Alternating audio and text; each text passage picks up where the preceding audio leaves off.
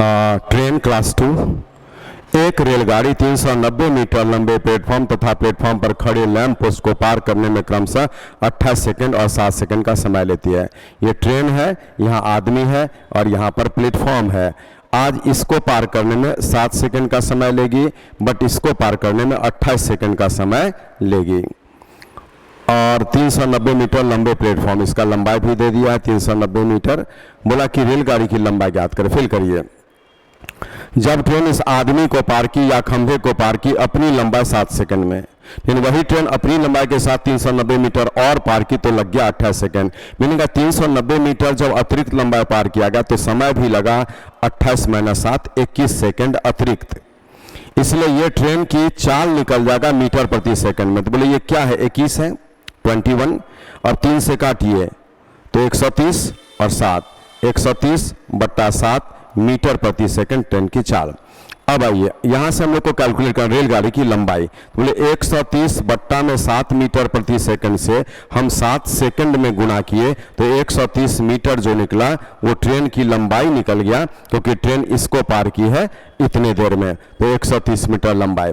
आप यहाँ पे याद भी कर सकते हैं 130/7 मीटर प्रति सेकंड के हिसाब से 28 सेकंड जब लगा है तो ये आपका 520 मीटर जो निकला उसमें ट्रेन भी है और प्लेटफॉर्म भी है। प्लेटफॉर्म की लंबाई 390 मीटर, ये T + P है, ये P है, और यहाँ जैसे माइनस हो जाएगा तो 130 जो बचा है वो आपका फिर T हो गया। तो आपका दोनों तरीके से निकलेगा। यहाँ या लिखा हुआ है, मीनिंग है आप इससे भी बना सकते हैं, इससे भी बना सकते हैं, लेकिन खंभे से बनाना ज़्यादा बेटर होगा ताकि जो आएगा डायरेक्ट आंसर होगा। इससे बनाने पर बाद में लेस करना पड़ता है प्लेटफॉर्म की लंबाई को। चलिए ठीक है। 11 के बाद आइए 12 नंबर को देखते हैं। बोला एक रेलगाड़ी 500 मीटर और 250 मीटर लंबे दो पुल को क्रमशः 100 सेकंड और 60 सेकंड में पार करती है। ट्रेन ये है और यहाँ पर ऐसे 500 मीटर और ये 250 मीटर है। तो बोले 500 मीटर लंबे पुल को 250 मीटर लंबे पुल को पार करने में समय लगा 100 सेकंड और यहाँ पर 60 सेकंड। अब बोलिए कि यहाँ जब ट्रेन इसको पार करेगी अपनी लंबाई प्लस ये, जब इसको पार करेगी अपनी लंबाई प्लस ये, तो अपनी लंबाई तो कैंसिल कर दीजिए, लेकिन यहाँ पर 500 - 250, ये 250 मीटर का जो फर्क हो रहा है यही कारण है कि 100 - 60 40 सेकंड का फर्क हो रहा है। इसीलिए 250 को अगर हम 40 से भाग लगा देते हैं तो 25/4 मीटर प्रति सेकंड ये आपको निकल गया है ट्रेन की चाल। आज रेलगाड़ी की लंबाई पूछा गया, बोले 25/4 मीटर प्रति सेकंड से आप 100 में गुना करिए, ये घटाइए, या 60 में गुना करिए, ये घटाइए। तो अगर हम 100 में गुना कर दिए तो 4 से 25 25 625 मीटर टोटल लेंथ निकला, जिसमें 500 मीटर आप लेस कर देंगे तो 125 मीटर आपको ट्रेन की लंबाई निकल गया, जिस प्रश्न का आंसर आ गया। आप ये काम फिर वही बात 25/4 से 60 में गुणा कर सकते हैं। अगर 25/4 से 60 में गुणा करेंगे तो 375 मीटर जो निकला उसमें ट्रेन की लंबाई प्लस 250 मीटर, हम 250 मीटर इसमें से माइनस कर देंगे 250 मीटर। ये जैसे ही माइनस होगा तो फिर 125 मीटर जो बचेगा वो ट्रेन की लंबाई मिलेगा। यहाँ पर या का केस है, तो आपको कोई एक कंडीशन ऑब्जर्व करना है, बनाना है उसी से। चलिए 13 नंबर क्या कहता है, देखिए। दो रेलगाड़ी जिसकी लंबाई क्रमशः 160 मीटर 140 मीटर है विपरीत दिशा में समानांतर पटरी पर चल रही है। ये ऐसे और ये ऐसे, लंबाई दिया 160 मीटर 140 मीटर। अब बोलता है कि स्पीड है इसका 77 किलोमीटर पर आवर, इसका स्पीड है 67 किलोमीटर पर आवर। एक दूसरे को पार करने में कितना समय लेगी? बोलिए दो ट्रेन एक दूसरे को पार करे किसी भी दिशा में तो लंबाई दोनों ट्रेन का ऐड ही होगा, इसीलिए हम यहाँ पर 160 प्लस 140 लिखेंगे। लेकिन चाल दिशा पर निर्भर करता है, अगर दिशा विपरीत होगा तो चाल जोड़ेंगे, सेम होगा तो माइनस करेंगे। इसलिए आज यहाँ पर 77 और प्लस में 67 लिखेंगे, चूंकि दिशा विपरीत है। आज मीटर है, मीटर किलोमीटर पर आवर है, इसको हम लोग चेंज करेंगे तो यहाँ से बदल देंगे, 5/18 से गुणा कर देंगे। अब आगे बढ़ने पर आपका ऊपर में तो 300 आ गया, फिर 18 हो गया और नीचे में आ गया है 7 7 14 और 7 6 13 14 और गुणा में यहाँ से 5। 18 से 8 बार में कटेगा है ना, 8 5 40 होगा, 0 4 7.5 मीनिंग हम कैंसिल किए तो ये 7.5 सेकंड का समय दिख रहा है और 7.5 सेकंड यहाँ पर बिल्कुल सही आंसर आ गया। चलिए अब यहाँ पर क्वेश्चन नंबर 14 में बोल रहा है कि 150 मीटर लंबाई की एक रेलगाड़ी 150 मीटर लंबी एक रेलगाड़ी एक खंभे को पार करने में 15 सेकंड का समय लेती है तथा दूसरी दिशा से आ रही रेलगाड़ी को पार करने में 12 सेकंड का समय लेती है। यदि दोनों रेलगाड़ी की लंबाई एक समान है, बोले 150 मीटर इसकी लंबाई तो इसकी भी लंबाई 150 मीटर। अब यहां पर आइए कि 150 मीटर लंबी रेलगाड़ी जब एक खंभे को 15 सेकंड में पार की तो अपनी लंबाई को 15 सेकंड में पार की तो 150 को पार करने में 15 सेकंड लगा तो 10 मीटर पर सेकंड ट्रेन का स्पीड हुआ।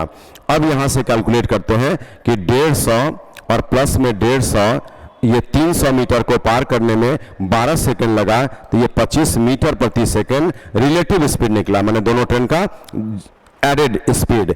उसमें एक का 10 है, हम लोगों को मालूम है T1 का, तो अब ये घटा देंगे तो जो 15 मीटर प्रति सेकंड निकला है वो T2 का मीनिंग है। सेकंड ट्रेन की चाल आप निकाल चुके, लेकिन चाल ऑप्शन में देखें तो किलोमीटर पर आवर में है, इसलिए इस 15 को किलोमीटर पर आवर में बदलने के लिए 18/5 से गुणा कर देंगे और आपके प्रश्न का आंसर हो गया कि ट्रेन 2 की चाल 54 किलोमीटर प्रति घंटा है, जो ऑप्शन डी में दिख रहा है। तो आप आराम से ऐसे सारे क्वेश्चन को बना सकते हैं, इसलिए 14 नंबर क्वेश्चन भी हम लोग का हो गया। और ट्रेन चैप्टर का क्वेश्चन में बस इतना ही कंसेप्ट होता है जो आपको बता दिया जा चुका है। अब कितना भी क्वेश्चन करेंगे तो कंसेप्ट वही लगेगा। देखिए, दो रेलगाड़ी जो क्रमशः 150 मीटर लंबी 120 मीटर लंबी है, बोले 150 मीटर लंबी 120 मीटर लंबी, ये क्वेश्चन बोल रहा है ऐसे विपरीत दिशा से आ रही है, एक दूसरे को पार करने में 10 सेकंड लेती है। यदि दूसरी रेलगाड़ी की चाल 43.2 किलोमीटर पर आवर हो तो पहली रेलगाड़ी की चाल कितनी है। तो देखिए, जब 150 मीटर लंबी रेलगाड़ी 120 मीटर लंबी रेलगाड़ी को किसी भी दिशा में पार करेगी तो लंबाई ऐड ही करना पड़ेगा। हम जोड़ दिए 270 मीटर, इसको पार करने में 10 सेकंड का समय लगा और 18/5 से गुणा कर दो तो किलोमीटर पर आवर में स्पीड आ जाएगा। बोले 270 है, 0 कट गया तो वो 27 है, और 27 और यहाँ से 5 से 3.6 चांस में कटेगा तो 27 और 3.6 यही गुना करना है। तो यहाँ पर आएगा 6×7 42 किलोमीटर पर आवर, 6×7 42, 4 बचा, 6 2 12 4 16, 3 7 21, 21 में 16 जोड़ेंगे 37 हो जाएगा, 3 बचेगा, 3 गुना 6 3 9, ये रिलेटिव स्पीड है। बोलिए इन दोनों का एडेड स्पीड अगर ये है तो 43.2 जो है ये अगर हम घटा दें T2 का स्पीड तो अब बचेगा तो T1 का स्पीड निकलेगा जो 4 होगा, और ऐसा 54 किलोमीटर पर आवर जो आपका T1 का स्पीड हो गया। यहाँ पर 54 दिख रहा है और यही इस क्वेश्चन का आंसर हो गया। इजीली आप ऐसे सारे प्रश्नों को डील कर सकते हैं। 16 नंबर को देखिए, बोलता है दो रेलगाड़ी जिनकी लंबाई क्रमशः 180 मीटर और 120 मीटर, बोले एक ट्रेन 180 मीटर लंबी है, एक ट्रेन 120 मीटर लंबी है, और बोला कि समानांतर पट्टियों पर विपरीत दिशा में चल रही है, उनकी चालें क्रमशः 65 किलोमीटर प्रति घंटा और 55 किलोमीटर प्रति घंटा है। तो ये भी ले लेते हैं। एक दूसरे को पार करने में कितना समय लेगी, तो आपको याद है कि दो ट्रेन एक दूसरे को पार करने में कितना समय लेगी। इसके लिए दो ट्रेन जब भी एक दूसरे को पार करती है तो दोनों की लंबाई को ऑलवेज ऐड किया जाता है, चाहे दो ट्रेन एक दूसरे को विपरीत दिशा में पार करे या समान दिशा में। 180 और 120 को जोड़ दिए, चाल दिशा पर निर्भर करता है, दिशा विपरीत अगर होगा तो जोड़ेंगे, सेम अगर होगा तो माइनस करेंगे। तो 65 और 55 विपरीत है, हम यहां पर इसको जोड़ेंगे। गुना में कन्वर्सन जरूरी है, ये भी कर लेंगे।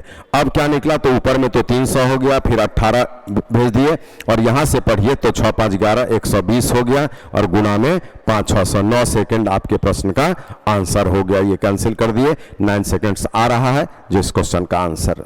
ठीक है, 16 के बाद आइए 17 नंबर पर। देखिए, दो रेलगाड़ी एक समान दिशा में क्रमशः 30 किलोमीटर प्रति घंटा और 58 किलोमीटर प्रति घंटा की चाल से जा रहे, बोले 58 किलोमीटर पर आवर इसका स्पीड और ये आपका 30 किलोमीटर पर आवर इसका स्पीड। अब बोलता है कि धीमी रेलगाड़ी में बैठा एक व्यक्ति को तेज चाल से चलने वाली रेलगाड़ी 18 सेकंड में पार कर, बोले आज इसमें एक आदमी बैठा है और ट्रेन इस आदमी को पार करती है 18 सेकंड में, न कि इस ट्रेन को। इसीलिए है ना, ये जो ट्रेन की लंबाई है ना, जो मेंशन नहीं है लेकिन जो भी लंबाई है इसका कोई यूज क्वेश्चन में नहीं करना है। ऐसे क्वेश्चन में तो दिया भी नहीं लंबाई, लेकिन कभी कभार कंफ्यूज करने के लिए इसकी लंबाई को दे दिया जाता है, लेकिन आप लंबाई यूज नहीं करेंगे क्योंकि ट्रेन इस आदमी को पार किया, न कि इस ट्रेन को। जब ट्रेन इस आदमी को पार की तो अपनी लंबाई पार की, लेकिन आदमी इस ट्रेन में बैठा तो आदमी रनिंग है, इसलिए रिलेटिव स्पीड लगेगा। मैंने कहा आज 58 में आपको 30 माइनस करना पड़ा, 5/18 से गुणा करना पड़ा, और फिर 18 सेकंड समय जो लगा वो, तो ये तो कटा, और ये क्या है आपका 30 से 28 है ना, 28 5 140 जो निकला 140 मीटर। यही आपके प्रश्न का आंसर। तेज चलने वाली रेलगाड़ी की लंबाई 140 मीटर। Next 18 number C. दो रेलगाड़ी स्टेशन ए तथा बी से एक दूसरे की ओर चलना प्रारंभ करती है। उनकी चालें क्रमशः 50 किलोमीटर और 60 किलोमीटर प्रति घंटा। बोले इसकी चाल 50 किलोमीटर पर आवर और इसकी चाल आपको 60 किलोमीटर पर आवर, ऐसा क्वेश्चन बोला ये, ठीक है। और ए तथा बी के बीच की दूरी 220 किलोमीटर है। कितने देर में एक दूसरे से मिलेंगे, तो समय पूछा गया। अर्थ क्या निकला कि आज बोलिए कि सेम समय पर दो स्पीड एक साथ काम कर रहा है, तो आज 220 किलोमीटर जो ये है उसमें रिलेटिव लग जाएगा एक ही साथ, और ये आपका सीधे 2 घंटा आ गया। इसमें कोई कन्वर्सन नहीं करना, चूंकि सब बिल्कुल सही दिया हुआ है, तो हो गया। सेम समय पर जब दो चाल काम करे तो दोनों चाल कैंसिल किया जाता है और इसका एक नया स्पीड बनता है जो दिशा पर निर्भर करता है। दिशा विपरीत होने से प्लस और सेम होने से माइनस किया जाता है। 19 नंबर को देखिए, बोला दो रेलगाड़ी ए तथा बी स्टेशन एक्स और वाई से एक दूसरे की ओर चलना। देखिए ये क्वेश्चन थोड़ा टिपिकल है, इसके फॉर्मूला को याद कर लीजिएगा। स्टेशन एक्स और वाई है, अब दो रेलगाड़ी ए तथा बी स्टेशन एक्स था, तो ए यहां से चलेगी और बी यहां से चलेगी। उसके बाद आपको क्वेश्चन बोला कि एक दूसरे से मिलने के बाद में, है ना, यहां पर मिलने के बाद में ये दूरी पार करना है जिसमें समय लगता है 4 घंटा 48 मिनट, 4 घंटा 48 मिनट, और इसको यहां से यहां जाने में समय लगता है 3 घंटा 20 मिनट, 3 घंटा 20 मिनट, ठीक है। फिर बोलता है यदि रेलगाड़ी एक की चाल 45 किलोमीटर पर आवर हो, इसका स्पीड आपको दे दिया है 45 किलोमीटर पर आवर, तो इसका स्पीड क्या होगा, तो y किलोमीटर पर आवर ऐसा मान लेते हैं, ठीक है। 45 किलोमीटर पर आवर इसका स्पीड ये। तो इस तरह के कंडीशन में आप एक फॉर्मूला यहां पर रखेंगे जो डायरेक्ट हम यहां पर लिखते। देखिए जब दो स्टेशन से दो ट्रेन एक दूसरे की ओर एक समय पर चलना प्रारंभ करे, बीच में कहीं पर क्रॉस करे और अपने डेस्टिनेशन तक पहुंचने में अलग अलग समय ले, तो उस कंडीशन में हमारा कंसेप्ट होता है कौन सा, पहले ट्रेन की चाल। आप फॉर्मूला बना लेंगे, हम तो लिखते जा रहे सीधे, पहले ट्रेन की चाल बट्टा दूसरे ट्रेन की चाल बराबर में दूसरे ट्रेन का समय बट्टा पहले ट्रेन का समय। तो दूसरे ट्रेन का समय ये है, देखिए पहले ट्रेन का समय 4.48/60, इसको काटेंगे 12 से 4 और 5 तो 24/5 हो गया, और यहां से इसको 3 घंटा 20 मिनट बोला है तो 3.20/60 ऐसा, तो 20×3 तो 10/3 आवर हो गया ऐसे, है ना। तो यहां पर दूसरे ट्रेन की चाल 10/3 होगा और ये 24/5 होगा ना, 24/5 इसको लिखेंगे। अब इसी को हम लोगों को यहां से सॉल्व करना है। तो देखिए ये क्या बन जाएगा, इसी जगह एक बार चेंज कर लेते हैं यहां से, चलिए एक सेकंड,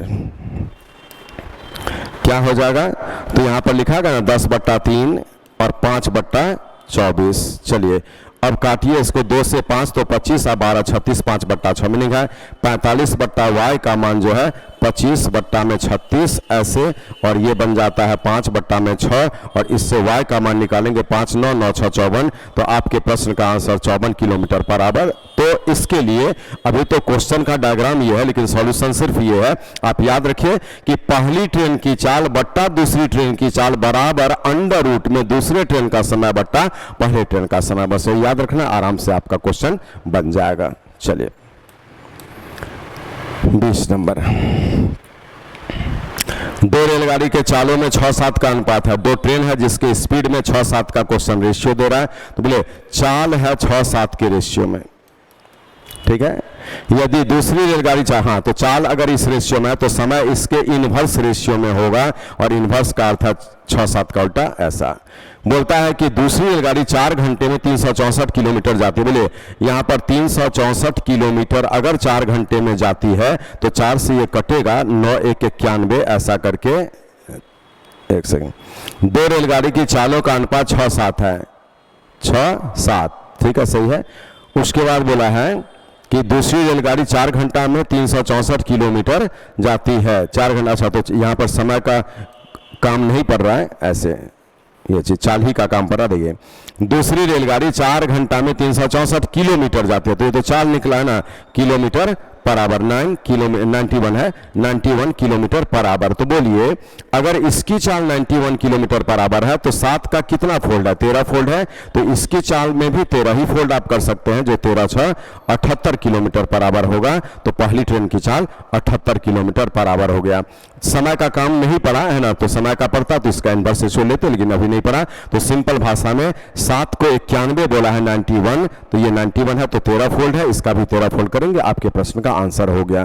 तो चलिए ये 20 नंबर ही पर लास्ट क्वेश्चन है इस टॉपिक का, देख लेते हैं। हाँ तो चलिए आज हम लोग जो है यहाँ पर ट्रेन चैप्टर के पूरे क्वेश्चन को कर लिए और ट्रेन चैप्टर का कंसेप्ट हमारा बिल्कुल क्लियर हो चुका है। और इस ट्रेन चैप्टर में हम लोग सीखते क्या है, बस इसी को थोड़ा सा एक बार ध्यान से देख लेना है। चाल के विपरीत अनुपात में समय लगेगा, अगर जरूरत पड़े तो, जैसे 6-7 का रेशियो समय बोलता तो 7-6 के रेशियो में। ट्रेन अगर एक खंभे को पार करेगी, एक आदमी को पार करेगी, तो सिर्फ अपनी लंबाई पार करेगी, क्योंकि खंभे का थिकनेस 0 के बराबर है। ट्रेन जब प्लेटफॉर्म को पार करेगी, दूसरी ट्रेन को पार करेगी, किसी सुरंग को पार करेगी, किसी पुल को पार करेगी, तो उस कंडीशन में ट्रेन अपनी लंबाई के साथ साथ उसकी भी लंबाई को पार करेगी। दूरी जब भी निकलेगा तो चाल गुना समय से निकलेगा। दो ट्रेन एक दूसरे को किसी भी दिशा में पार करे तो लंबाई दोनों ट्रेन का जोड़ा ही जाएगा, लेकिन दो ट्रेन एक दूसरे को विपरीत दिशा में पार करे तभी चाल जोड़ा जाएगा, और दो ट्रेन एक दूसरे को समान दिशा में पार करे तो चाल को माइनस किया जाता है। तो ये पूरा कंसेप्ट है। किलोमीटर पर आवर को मीटर पर सेकंड में बदलने के लिए 5/18 से गुणा करते हैं, और मीटर पर सेकंड को किलोमीटर पर आवर में बदलने के लिए 18/5 से गुणा करते हैं। इतने पॉइंट्स को याद कर लीजिए, आपका पूरा ट्रेन चैप्टर आराम से बनेगा। इसमें कोई टिपिकल क्वेश्चन नहीं होता और सारा क्वेश्चन इजीली बनता है, जैसे आपको बताया गया है। आप एक नहीं, दो नहीं, तीन नहीं, 4 बार, 5 बार, 6 बार, जितने बार में समझ में आप एक वीडियो को उतने बार देख करके कंसेप्ट को क्लियर करिए। जब एग्जामिनेशन हॉल में बैठेंगे तो एक भी क्वेश्चन जिस चैप्टर का देगा और आपको हमारी अरिथमेटिक में जो यहाँ पर कारण तो मिस नहीं होना चाहिए। Thank you.